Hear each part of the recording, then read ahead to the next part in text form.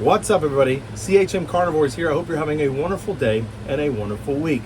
Now, why do we collect Nepenthes? Now, a lot of it do it for conservation, but the other part is because we love those beautiful pictures they produce, whether they're very small or very large or very unique in shape. We love those pictures. A pitcher plant without its pictures is, well, just a plant. In today's video, I'm going to show you how to get the longest life expectancy you can out of these pictures. It is nature that they will die off, but there are some tips and tricks that you can do to ensure that they will last as long as possible.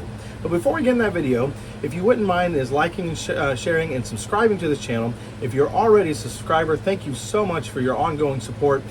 This channel would be nothing without you, and I'm so very thankful to be able to share this passion with you and to see how passionate you are about it. But without further ado, let's get in the video and find out how we can get these pictures to last longer. See you in a minute. So when we're talking about getting our pictures to last longer, it's important to note right off the bat that not every picture is created equal.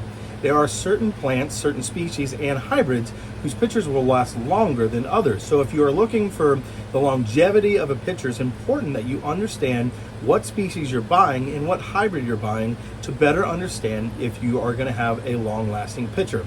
Now, the caveat to that is the longer lasting the picture almost always means the longer it will take for those pictures to grow. Now, that's not always the case with some plants like Briggsana over here that pictures profusely, and those pictures will last a long time. But for the most part, the longer lasting the picture means the tougher the picture, and which means it will take a little longer to grow. But the reward is worth the time spent waiting for them to grow. Certain plants like a truncata, a Robcantlii, a Lowii, a Fipiata, any of these plants, Robcantlii will produce big, beautiful pictures that will last a very long time. So that is step one, and that's nothing that you can really do other than hedge your bets and make sure that you are getting a plant that does produce pictures that last a while. But there are things that you can do to intercede and to help that out. And we're going to go ahead and turn the camera around, and we're going to get right into that.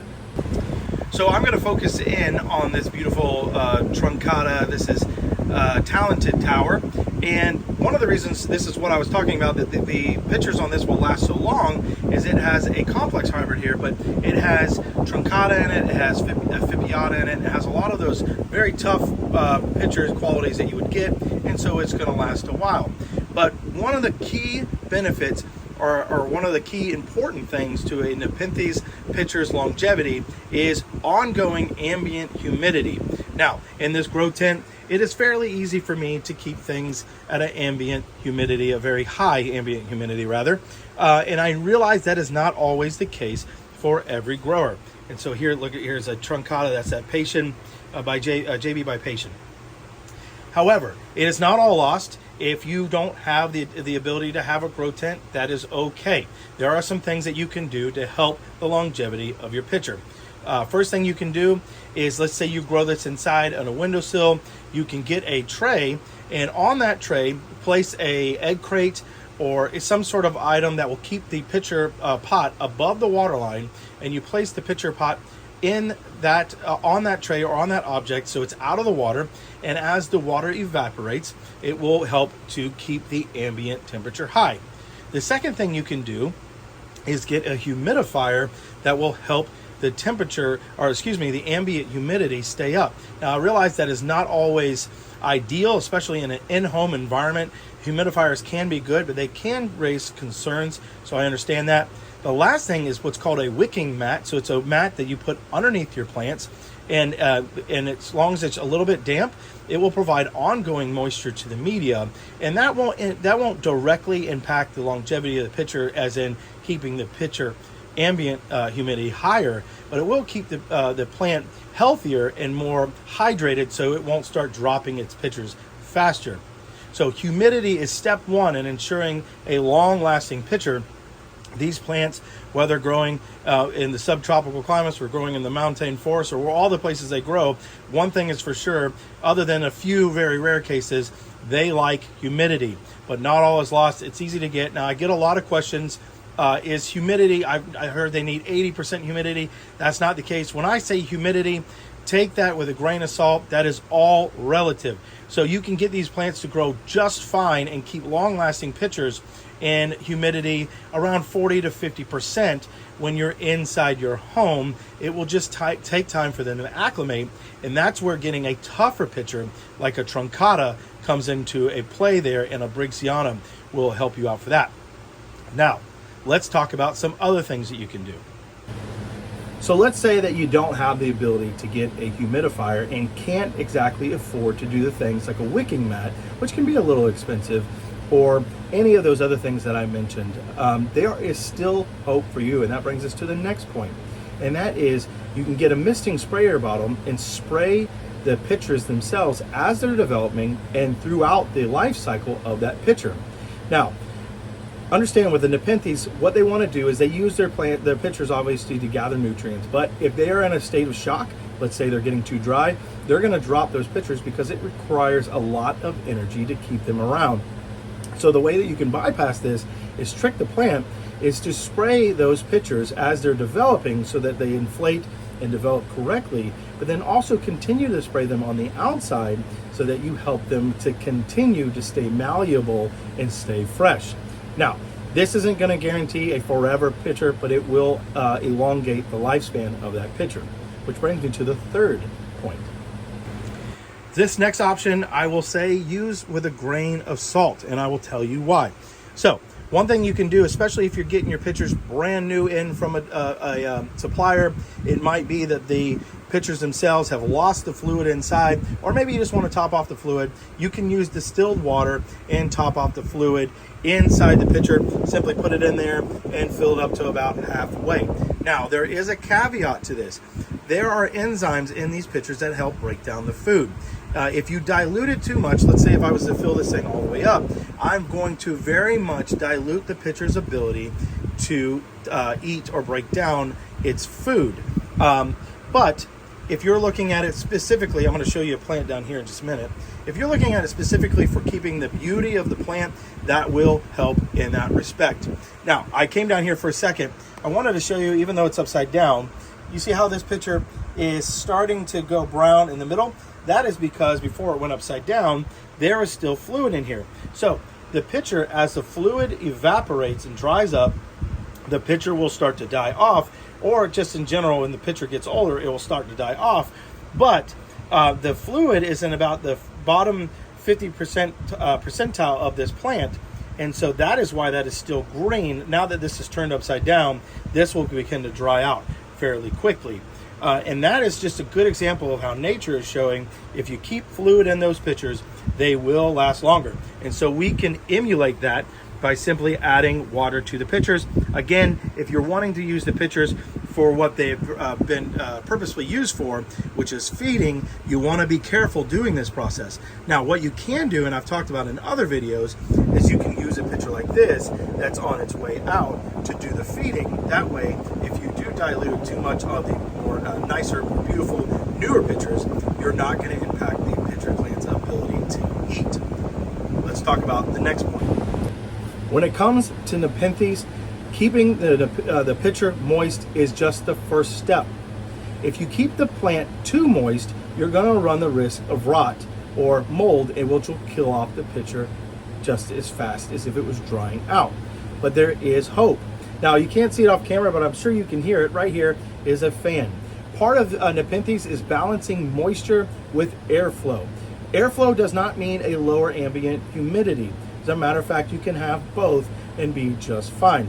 Airflow simply does what it says, and it takes that ambient humidity and it moves it around so it's not sitting stagnant on the pitcher. This is very important. If you have a smaller setup, you could use an oscillating fan, or you can even use, if you have a terrarium, I've seen the computer fans that be used, and it does fantastic. So you don't have to blow these plants away, right? You don't have to have all this wind. Just enough wind to keep that ambient humidity going so that it stays humid in here, but it doesn't go to the point where they're stagnant. It gets super, super sopping wet and you lose your pitchers, which brings me to the next point. Why am I showing you a wall? So I don't want to show the lights themselves because that would be terrible for your eyes, but The next key to a healthy Nepenthes plant in general, but specifically a long-lasting pitcher, is plenty of light. It's very important that you give these plants the light that they need and you follow their light needs to a T. Now, a lot of the hybrids specifically, but even some species, are very forgiving with light, but in general you want to provide them a good amount of light, not only for good growth, but also for longevity of the pitchers. They will hold on to their pitchers, but like I said before, if they start getting stressed because they don't have enough light, they're assuredly going to drop those pitchers in order to conserve energy and bring all their focus in just staying alive. So light is very, very important. You do not want to shortchange the Nepenthes on light, humidity, and airflow. So let's talk about some other topics on this and then wrap up this video. So let's say that you've done all the things that we've talked about in this video. You've provided plenty of humidity, you've gotten the airflow, you've got the bright, beautiful lights, everything's working fine, and your plant still isn't producing pitchers, or if it does produce pitchers, they die out very fast. What does that mean? Are you doing something wrong?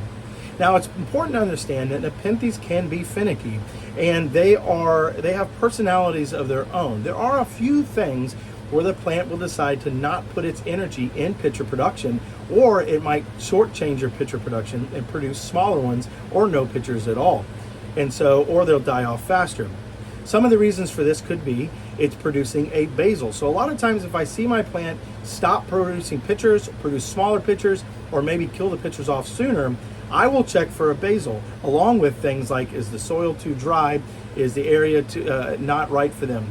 And so a lot of times you'll find, if those other things check out, that your plant is putting all of its energy in producing a basal, which for long-term growth is awesome.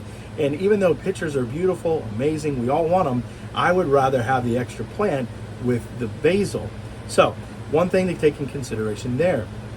The second thing to take in consideration is, have you had a change in the environment? Have you moved the plant recently? Is it a new purchase? Nepenthes, specifically the larger ones, take time to get used to their environment. They like to get nice and cozy in their environment, and they enjoy being and having that sustainable environment. If you change that, they might sulk a little bit and drop their pitchers, or may not produce any pitchers for a while. That is perfectly fine. I have my one plant here, is Ventricosa Bongso by Mariliana, that did not produce any pitchers for me for at least 2 months. It did produce a basal, but it did not produce any pitchers. Now that it got settled in, now that it's grown that basal, it is pitchering profusely. So sometimes you got to look at the whole context to figure out what is going on with your plant.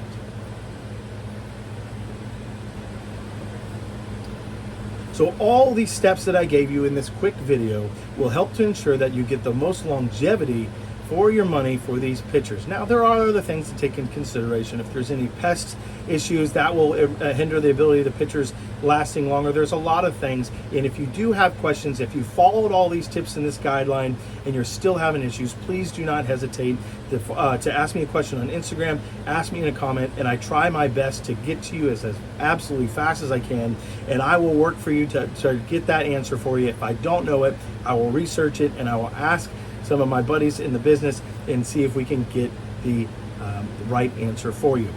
The biggest thing I want to address is, if you're having anxiety about it, let it go. Part of growing Nepenthes is enjoying the pitchers. Sometimes, like I said, they have their personalities. They necessarily won't grow when you want them to. They'll do their own thing. They'll sulk for a little bit. They take time, and that is okay. It is a journey, specifically when it comes to Nepenthes. A lot of these plants will live for a very long time, and so they are going to take their time and grow the way that they see to grow, the way that they've developed over the last 60 million years or so. I hope you enjoyed this video, and as always, I hope you have a wonderful day and a wonderful week. I'll see you soon.